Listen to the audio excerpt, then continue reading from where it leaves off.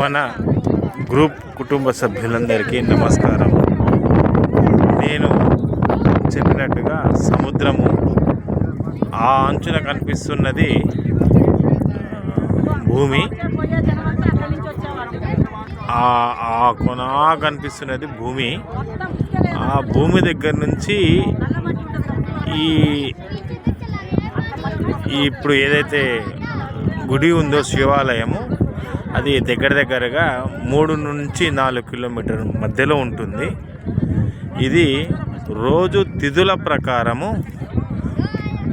ఒక్కొక్క రోజు ఒక్కొక్క తిథి ప్రకారంగా సముద్రం వెనకకు పోయి మరి సాయంత్రం 4 గంటలకు తిరిగి ఈ శివుణ్ణి ముంచేస్తుంది. పొద్దున దర్శనార్థము సముద్రము తనంతకు తానే వెళ్ళిపోతుంటుంది. ఇప్పుడు చూస్తున్నారు కదా, సముద్రం అంతా వెనకకు పోయింది. ఇదంతా సముద్రం వెనకకు పోయింది. నేను మెల్లమెల్లంగా చూపిస్తాను. ఇక సముద్రము అంతా మెల్లమెల్లంగా వెనకకు పోతుంది.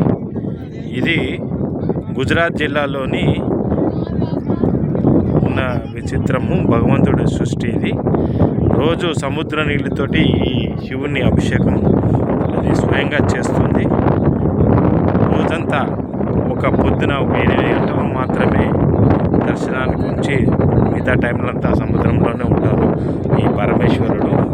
ఇక్కడ పూర్వ కథ ప్రకారంగా ఇక్కడ భీముడు ప్రతిష్ఠించారు అని చెప్తున్నారు విగ్రహాలు. ఇక్కడ పంచపాండవులు ప్రతిష్ఠించిన 5 లింగాలు ఉన్నాయి, అవి చూపిస్తాను. ముందు మీకు ఈ సముద్రము వెనకపోతుంది చూడండి. ఇదంతా వెనకకు వచ్చిన సముద్రము. ఈ సముద్రంలో అక్కడి నుంచి ఇక్కడికి నడుచుకుంటూ రావడము ఒక సాహసమే.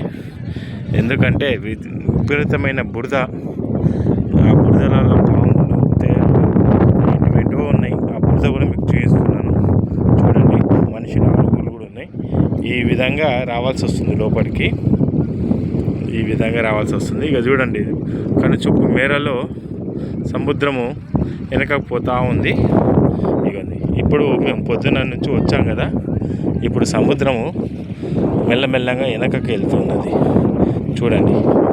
వెళ్ళి మరి తిరిగి 3:30-4 గంటలకు మళ్ళీ సముద్రము ఎప్పట్లాగానే తీరానికి చేరుతుంది. ఆ దోపడ ఈ మొత్తము మునిగిపోతుంది గుడి. సాయంత్రం అంతా ఈ సముద్రము మళ్ళీ యథాస్థితికి వచ్చేసి లింగాలు మొత్తం పూడ్చుకోపోతాయి. కనిపించేదంతా సముద్రమే, అదంతా సముద్రమే. ఇక చూడండి, ఇప్పుడు మెల్లమెల్లగా వెనకకి వెళ్తుంది సముద్రం. మేము వచ్చినప్పుడు ఈ రెండో గట్టు, మూడో గట్టు వరకు ఉంది. అక్కడి నుంచి ఇక్కడ నడవడానికి ఒక 40 నిమిషాలు పట్టింది బురద కాబట్టి. ఈ సముద్రం అంతా వెనకపోతుంది కదా, మట్టి తోటి ముందున్న ఇవన్నీ నీళ్ళు మట్టి కలర్ వచ్చాయి. ఇంకా మీకు ఇప్పుడు నేను శివలింగాలు చూపిస్తాను, ఒక్కొక్కటిగా దర్శనం చేసుకోండి మీరు కూడా. ఇది అగ్నిగుండము. ఈ బండలు కూడా నీళ్లు ఎప్పుడు ఉండి మొత్తము బురదతోటి నిండి ఉంది. ఇది కాళ్ళు పెడితే జారిపోతాయి, జాగ్రత్తగా నడుచుకుంటూ వెళ్ళాలి. ఇక్కడ శివరాత్రి అప్పుడు పర్వదినాలలో హోమాలు కూడా చేస్తారంట. ఇది హోమగుండము. ఈ హోమగుండంతో పాటు ఇక్కడ మీకు ఒక్కొక్క శివలింగం చూపిస్తాను. ఇది నకులుడు ప్రతిష్ఠించిన లింగం. నందీశ్వరుడు, శివమహాదేవుడు, నకులు. ఒక్క నిమిషం. ఇది సహదేవుడు ప్రతిష్ఠించిన లింగం. అభిషేకం చేస్తున్నారు. ప్రతి దగ్గర కూర్మ యంత్రం కూడా పెట్టే ప్రతిష్ఠించారు. ఇదేమో నంది అని శివలింగం. తర్వాత ఇది ధర్మరాజు గారు ప్రతిష్ఠించిన లింగం.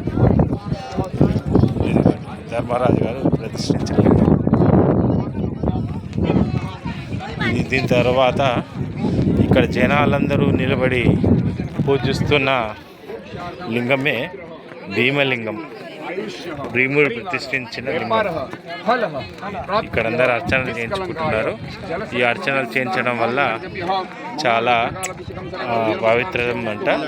ఏ ఉన్నా కూడా చదువుతాయంట. అందరూ అభిషేకం చేస్తున్నారు. ఇక్కడ మనం కూడా మన ఇంటి వాళ్ళ పేరు మీద అర్చన చేయించడం జరిగింది.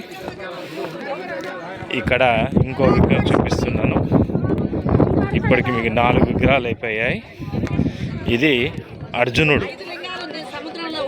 అర్జునుడు ప్రతిష్ఠించిన లింగం. ఇది అర్జున లింగం. ఇక్కడ పంతులు గారు అర్చన చేయిస్తున్నాడు. దీంతో పాటు ఇక్కడ ఒక టవర్ లాగా ఉంటుంది. ఆ టవర్కి ఇగో ఇలా 2 జెండాలు పెట్టారు. ఇది సాయంత్రం కాగానే నీళ్ళతోటి మునిగిపోతాయి. ఆడ వరకు నీళ్ళు వస్తాయంట. ఇది ఈ కనిపించే వరకు నీళ్లు కనబడతాయి. ఇక్కడ విష్ణువుని కూడా పెట్టించారు. అమ్మవారు కూడా ఉన్నారు. ఇక్కడ చిన్న వినాయకుడు, అది అమ్మవారు, దీంతో పాటు అందరూ ఉన్నారు. ఇది ఇంకా సాయంత్రం అయితే ఇక మునిగిపోతుంది.